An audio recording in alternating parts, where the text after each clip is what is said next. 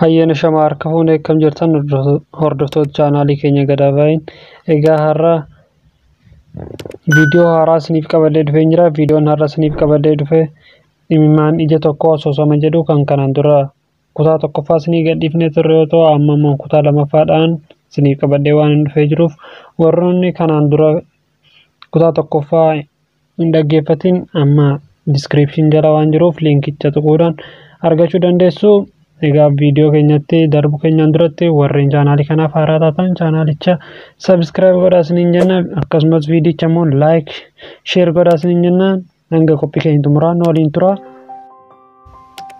Bareedaa koo jetteen ta'us inni garuu saalfii isa keessa jiruun akka siidaa dhaabbatee hafee jira. Yaadaan garuu onnee isaan hafuura baafachaa jira. Daqiiqaa muraasa erga yaada buusee baasee yaadee booda miira wayiin guutamee gara daree barnootaatti qajeela. Girmaan qaamaan hiyyeessa yoo fakkaatayyuu yaadaan garuu bilgeet caalaa dureessa. Girmaatti waa'een Oromummaa kunis baay'ee itti dhaga'ama. Oolee bulee kan itti yaadatamu hiyyummaa isaa caalaa kan isa gubu moggaasa maqaa isaati. Akkas jedhee qofaa gunguma guyyaa tokko hiriyyaas ofii isaa godhatee ofiin of gaafata. Deebiis ofiin ofii laata. Akkas jedhee yaadaa deemaa jira. Maqaa alagaa amma yoomittan mataa kootti hundeelladhee baadhee adeemaa. Kan kana nu godhe amantaa biyya keenyaati jedhee hafuura dheeraa baafate. Itti dabaluunis akkana jedhe. Amantaan aadaa keenya akkamitti balleessuu danda'a? Inni musliimaas inni kiristaanaas amantaa sana keessuma jiraacha maaliif moggaasa maqaa keenyaa hin fayyadaman? Oromoo taanee afaan warra biyya alaan moggaafachuun kun maal jedhama? Wanti kun aadaa keenya balleessuuf shoora karaa amantaa taphatamaa jirudha. Rabbi yookaan Waaqayyoo hojii keenyaan jannata isa jedhamu nu galcha malee maqaa keenyaan miti. Kanaaf girmaan waan girmaa ta'eef yeroo ciisuuf ka'u dhiphataa jira. Qalbiseenis jaalala isaan maraachuu eegalte. Guyyaa tokko na qo'achiifta ittiin jette. Innis rakkoo hin qabu qalbisee jedheen. Tole ittiin jedhe. Yeroo boqonnaatti gaaddisa mukaa ta'anii dubbisuu eegalan. Gidduutti utuu dubbisaa jiranii mana barumsaa keessaa gumiin miidiyaa sirba abbituu kabbadaa yaanni koo gama keetii kan jedhu gad lakkifame. Isheenis gidduutti naatee fajajjee hafte. Girmaanis maal qalbii koo nagaadha mitii ittiin jedhe. Qalbiseenis bir jettee galaana yaada isaa daakaa jirtu keessaa naatee kaatee homaayyuu hin taane jette. Girmaanis akkas jedheen. Dubbadhu kaan callisteem jedhe. Qalbiseen akkas jette. Girmaa koo waa sitti himuu jetteen. Girmaanis eeyyee jedhe. Girmaa koo sirba kana si affeereera jettee. Innis sodaa waan qabuuf mataa raasee miira sodaan tole qalbisee koo baay'een itti gammadeera galatoom jedhe. Isa barattoonni hunduu biratti argan kana sodaachaa waan jiruuf daddafee dubbisiise.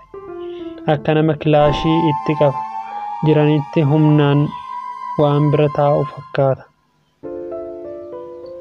Kana hunda keessaa qalbiseen akka simbirrii yaatuutti hin ilaaltu. Kan hundaa keessaa qalbiseen akka simbirri yaatuutti hin ilaaltu. Ijoolleen isaan ilaalan kana intala safuu wallaalte osoo hin taane kufaatii jaalala isaan waan booji'amaa jirtuuf malee aadaa sirriitti beekti.